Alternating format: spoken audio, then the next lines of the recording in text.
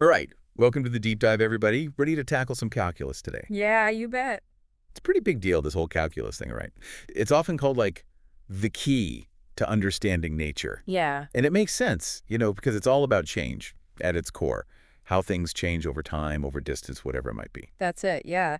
And in this deep dive, we're really going to focus on, I guess you could call them the foundations of calculus, like the two big ideas, Mhm. derivatives and limits. Right, derivatives and limits.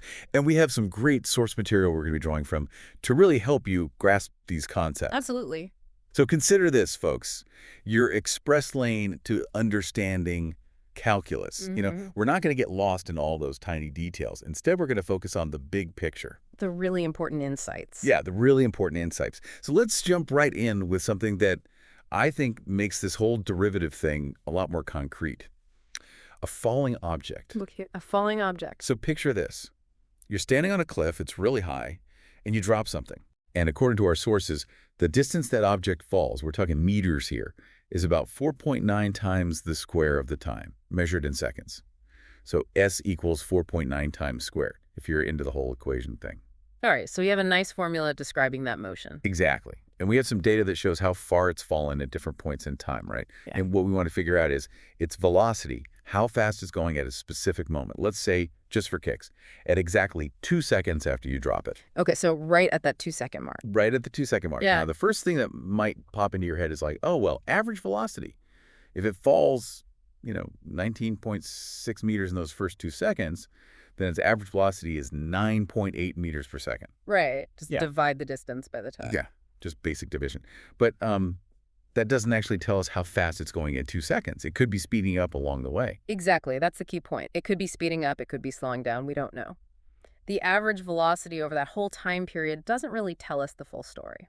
It just gives us an overall picture. Yeah, it just kind of averages everything out. Right, right. Right. So to get a better handle on that instantaneous velocity, that's what we really want. We got to look at smaller chunks of time around that 2 second mark. Okay, I like that. Smaller chunk. Yeah. So like, let's take the time between 1 second, that's when it's fallen, 4.9 meters, Yeah. right? Hmm. And 2 seconds, that's 19.6 meters. Okay, so 1 second interval right around that 2 second mark.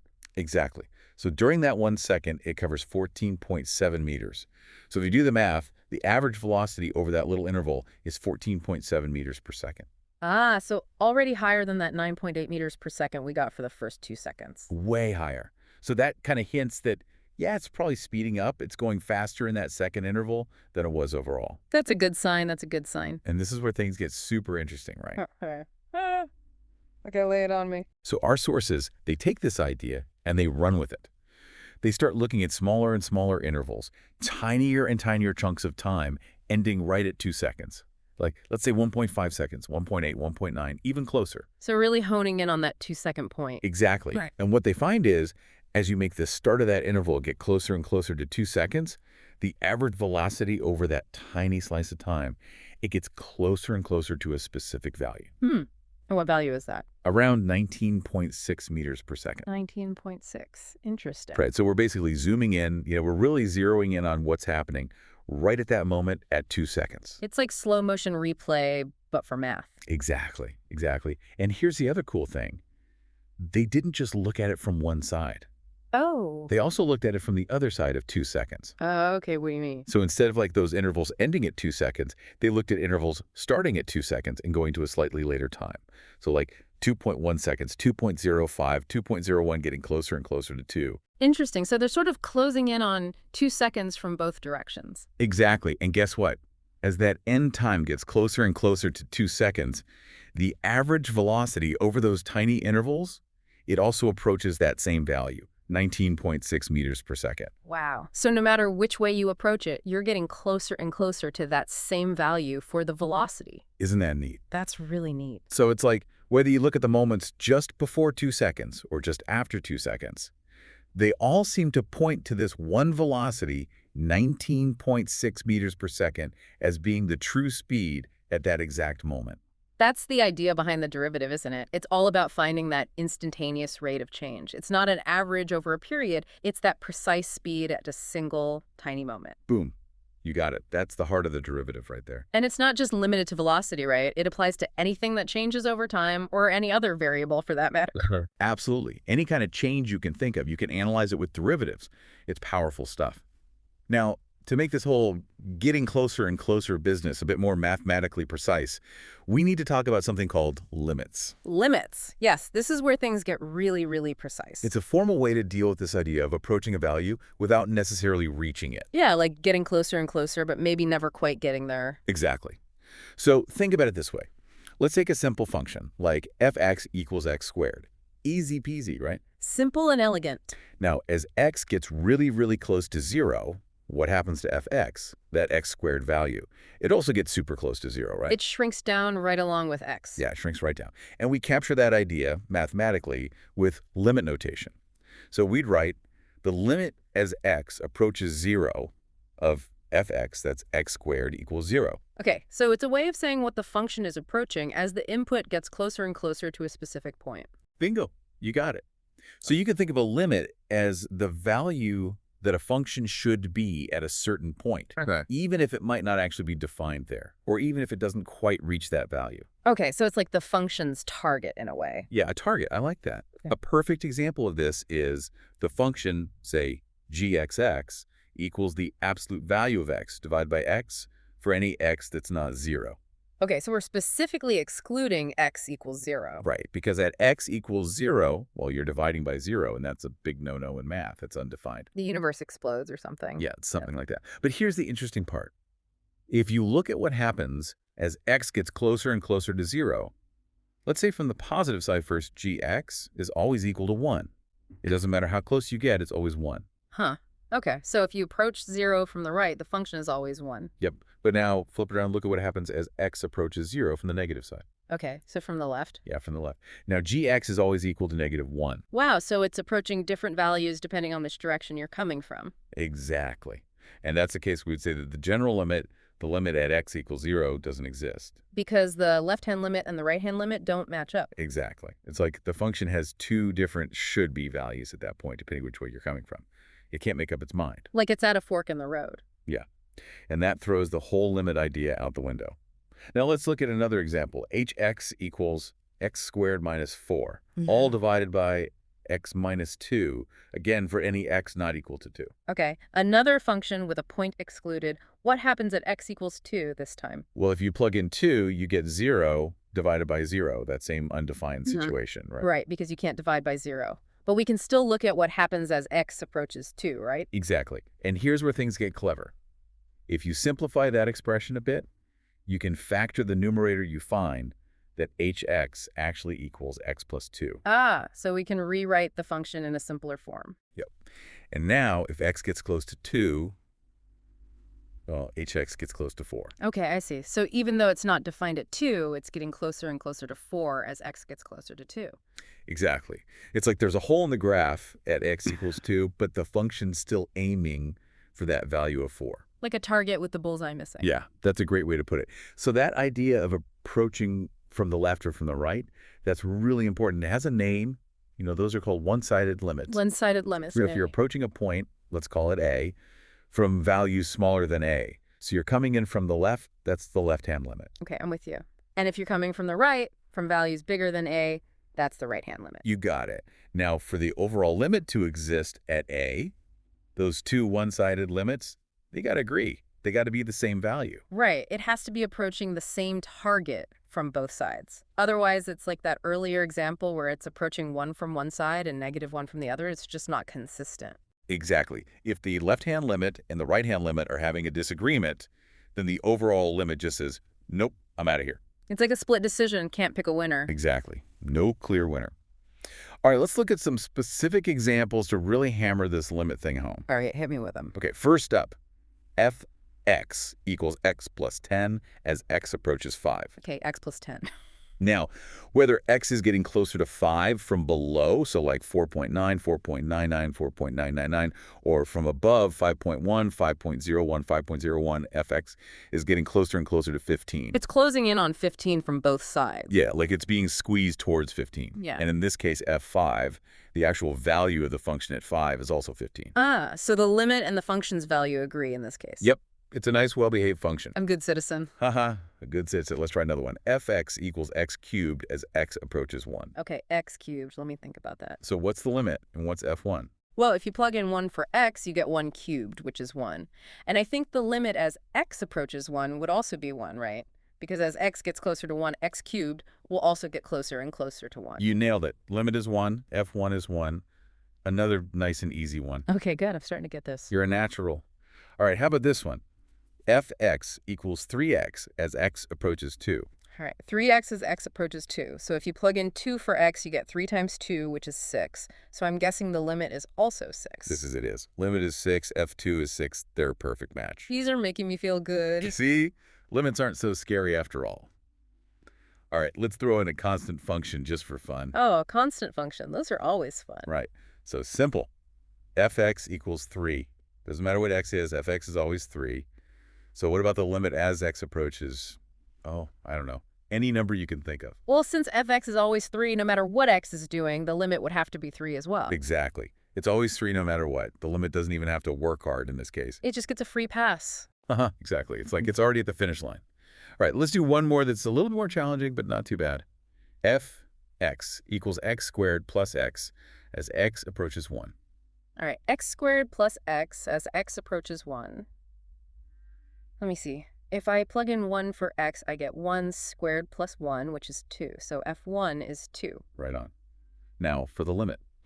Well, as x gets closer and closer to 1, both x squared and x will be getting closer to 1 as well. So their sum should be getting closer and closer to 2. You've got it. Limit is 2, and f1 is also 2. And this example gives us a little glimpse into how limits behave with sums, right? Right. The limit of x squared plus x as x approaches 1 is the same as the limit of x squared as x approaches 1 plus the limit of x as x approaches 1. Right. You can kind of break it apart like that. Yeah. So it looks like the limit of a sum is the sum of the limits, which is a neat little trick. Definitely a handy shortcut. It seems to work with products too, right? The limit of a product is the product of the limits, at least based on what we've seen so far. You're absolutely right. Now let's throw in some trigonometry just to spice things up a bit. Bring on the trig. All right. So the limit of sin x as x approaches pi over 2. What do you think? Okay, thinking back to the unit circle, at pi over 2, sine is 1. So I'm guessing the limit is also 1? 1 it is. Yeah. Limit is 1, and sin pi 2 is 1 as well. Perfect. All right, feeling good. How about another trig one? You got it. Let's look at the limit of x plus cos x as x approaches 0. Okay, so as x approaches 0, the first part just goes to 0. And cosine of 0 is 1, if I remember correctly. So the whole thing should approach 0 plus 1, which is 1. 1 it is. And if you plug in 0 for x in the original expression, you get 1 as well. So the limit and the function value agree again. Nice. These limits are pretty cooperative, at least when the functions are well behaved. For now, they're being good. This one raises an interesting question, though. Oh, I'm intrigued. Do you think the limit of that whole expression, x plus cos x as x approaches 0, is the same as taking the limit of x as x approaches 0 and then adding that to the limit of cos x as x approaches 0? That's a good question. It seems like it should be true based on what we've seen with the limits of sums and the other examples, but I wouldn't want to say for sure without, more rigorous proof or something. Yeah, it's definitely worth thinking about. All right, now for a curve barrel. Sometimes limits can go off to infinity. Infinity, the ultimate limit. Right. So, for example, take fx equals 1 over x squared for any x greater than 0. Now, imagine what happens as x gets closer and closer to 0, but it stays positive. Okay, so x is like 200.1.01, getting tinier and tinier. Exactly. What's happening to fx, that 1 over x squared value? Well, as x gets really small, x squared gets even smaller, right? Here we are. And dividing 1 by a tiny, tiny number makes the result huge. Huge. It just blows up. It gets incredibly large. And that's what we mean when we say the limit approaches infinity. Now, our sources do mention these kinds of limits, but we won't get too deep into them in this deep dive. Okay, so infinity limits are on the table, but we're not diving in today. Exactly. We got to save something for another time. All right, last type of limit we'll look at for now. Cases where the limit just plain doesn't exist, because those one-sided limits, remember those guys, well, they don't agree. Right, different targets from the left and right. Yeah, it's like that first example we talked about with the absolute value function. But let's get a little more visual here. Okay, I like visuals. Picture a function that has this. Jump at x equals 0. So it's coming along, minding its own business, and then bam, it jumps to a different value at x equals 0. Like a staircase. Yeah, like a staircase. Yeah. So if you approach 0 from the left, you're heading towards one value the height of the step you're on. Okay, makes sense. But if you approach a 0 from the right, you're heading towards a completely different value, the height of this step you're about to land on. Ah, so the left-hand limit and the right-hand limit would be different. Completely different. And because they don't match, we say the overall limit at x equals 0 just, nope, doesn't exist. It's like the function is trying to be two places at once, and the limit just can't handle that kind of indecisiveness. Uh-huh. That's a great way to put it. All right, one last point about limits, just to really drive it home. Yeah. It's possible for a limit to exist at a point, even if the function isn't actually defined at that point. Wait, really? So the function can have a hole in it, but the limit can still exist? Exactly. Or the function could be defined at that point, but have a different value than the limit. It's all about what value the function is approaching, not necessarily what it is at that exact spot. Okay, I see. So the limit is all about the journey, not the destination. You got it. The limit is all about the approach. I like that. So all these observations about limits, do they eventually lead to some kind of formal rules? Because it seems like there are patterns here. Oh, absolutely. And that brings us to something called, drumroll, Theorem 1, the algebra of limits. This bad boy lays down the law for how limits play nice with each other. All right, Theorem 1. Let's hear it. So here's the deal. If the limits of two functions, fx and gx, as x approaches some point a, both exist. So we're assuming those limits actually have specific values? Yep, they're not running off to infinity or anything like that. Yeah. The limit of their sum. That's just the sum of their limits, the limit of their difference, the difference of their limit. Okay, so limits distribute over addition and subtraction. Exactly. Now, hold on. It gets even better. The limit of their product, that's just the product of their limits, and the limit of their quotient, the quotient of their limits, as long as the denominator's limit isn't 0. Wow. So limits are pretty well behaved. They cooperate with all the basic operations. They're team players. And these rules are incredibly useful because they let us break down complex limit problems into smaller, more manageable pieces. Ah, so you can kind of tackle them piece by piece. Exactly. Now let's see how these rules make finding limits of polynomials a walk in the park. Polynomials, those are the good old sums of powers of x, right? You got it. Like a0 plus a1x plus a2x squared and so on, up to some angst to the n. Now, we already know that the limit of x as x approaches a is just a. Right, that's pretty straightforward. And using our fancy product rule for limits, the limit of x to the n as x approaches a, well, that's just a to the n. Okay, because you're just multiplying the limit of x by itself n times. Precisely.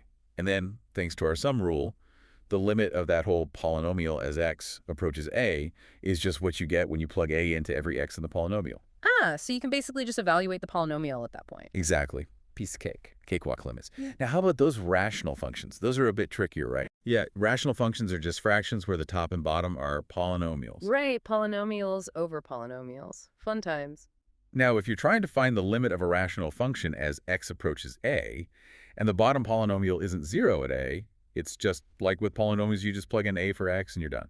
Okay, so as long as you're not dividing by 0, it's all good. Exactly. Yeah. But what if the bottom polynomial is 0 when x equals a? That's when things get a little spicy. Uh-oh, division by 0 alert. Exactly.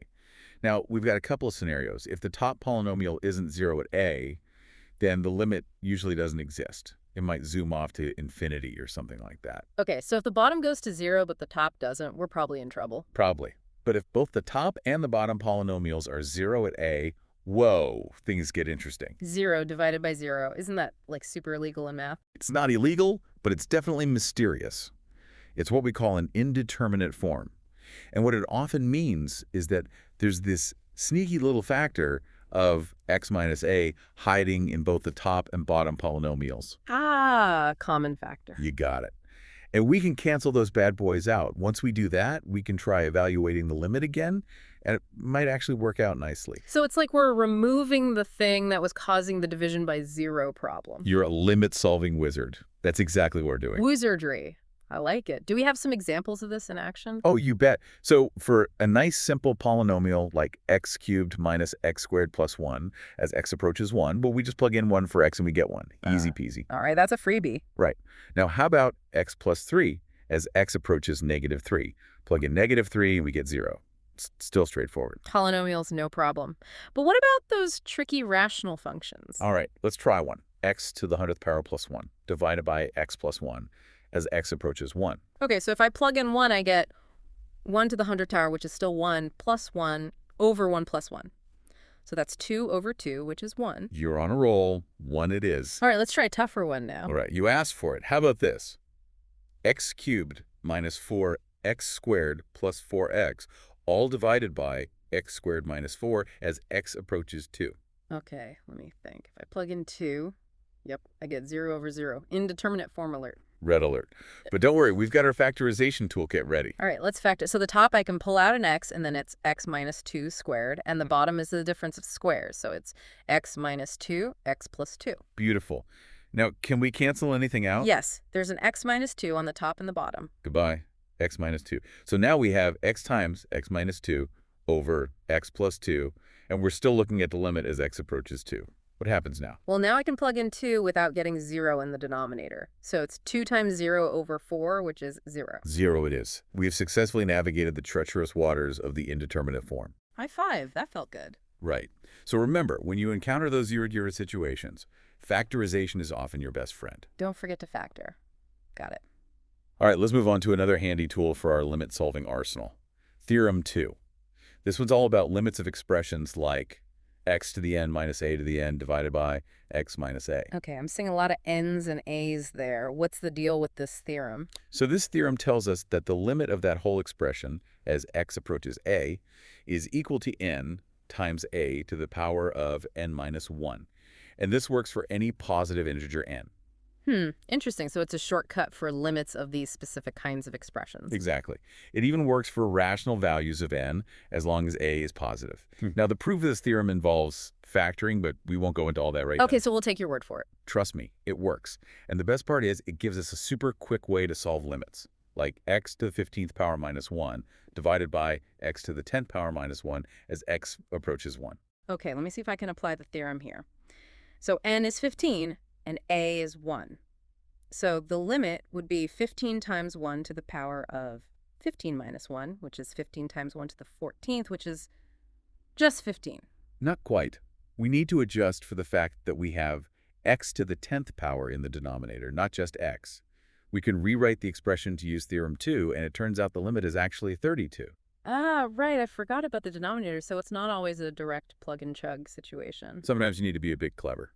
But even tricky limits, like the limit of 1 plus x to the power of 1/2 minus 1, all divided by x. As x approaches 0 even, they can be solved using a clever substitution to make it look like our theorem 2 friend. So having these specific limit theorems in our back pocket can really save us some time and brain power. You got it. They're like little cheat codes for limits. Now let's shift gears a bit and talk about limits involving our old pals, the trigonometric functions. Trigonometry, always a good time.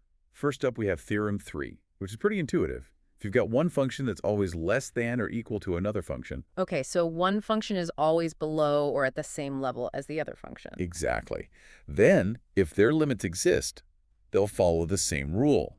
The limit of the smaller function will be less than or equal to the limit of the bigger function. That makes sense. If they're always in that order, their limits should respect that order too. Precisely. Now, theorem 4, the sandwich theorem, this was really elegant and maybe even a bit funny. The sandwich theorem. Okay, I'm already intrigued. So imagine you've got a function that's sandwiched between two other functions. So it's always greater than or equal to one function and less than or equal to the other function. Okay, so it's trapped between two other functions. Trapped. I like it. Now, if both of those outer functions approach the same limit as x approaches some point a, then guess what? The function in the middle, the one that's trapped, it also has to approach that same limit. Ah, so it's like it has no choice but to go where the other two are going. Exactly. It's being squeezed towards that limit by its two function buddies. The sandwich theorem. That's a great name for it. Right. And the squeezing idea, it's crucial for proving one of the most important trigonometric limits there is. The limit of sin x divided by x as x approaches 0. Okay, sin x over x. That one pops up all the time in calculus. All the time.